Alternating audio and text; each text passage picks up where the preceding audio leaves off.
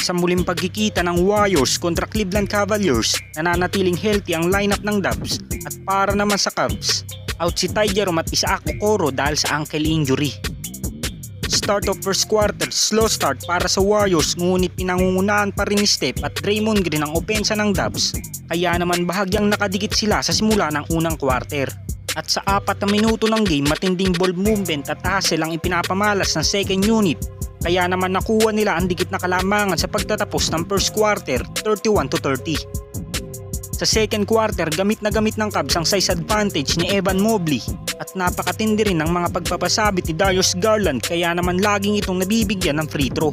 At sa huling 3 minuto ng second quarter, pinalobo na ng Cavs sa 16 puntos ang kanilang kalamangan. At wala talaga ditong naging sagot ang home team dahil si Steph nga lang ang natatanging gumagawa sa Warriors. Ngunit nagtapos pa rin ang unang 2 quarter sa score na 52-68. Stephen Curry ay meron ng 17 points, 1 rebound at 1 assist. At tag 8 points naman si Andrew Wiggins at Draymond Green. At 5 points, 3 rebounds kay Klay Thompson. At para naman sa Cavs, tag 14 points si Donovan Mitchell at Caris LeVert.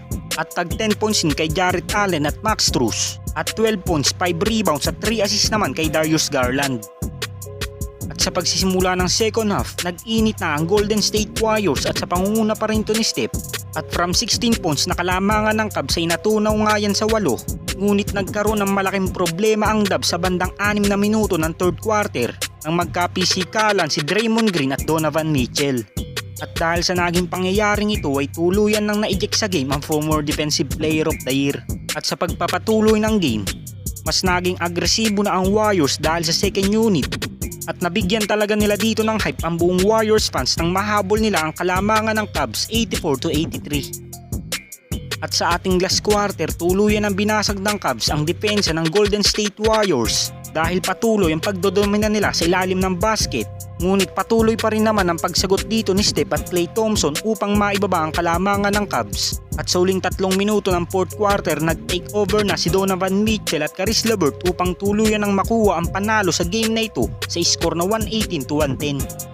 Ang Golden State Warriors dito ay pinangunahan ng 30 points, 3 rebounds at 2 assists ni Stephen Curry. At 14 points, 5 rebounds at 1 assist naman kay Klay Thompson. At 13 points, 5 rebounds at 3 assists naman kay Andrew Wiggins. At para naman sa Cavs, si Caris LeVert ay nakapagtala ng 22 points, 5 rebounds at 3 assists. At 21 points, 7 rebounds at 5 assists naman kay Donovan Mitchell. At tag 19 points naman si Evan Mobley at Darius Garland. At ito lang ang ating NBA updates ngayon mga Lods. At kung hindi ka pa nakakapag-subscribe sa aking channel, subscribe mo na yan para updated ka sa ating NBA season ngayon. Salamat po.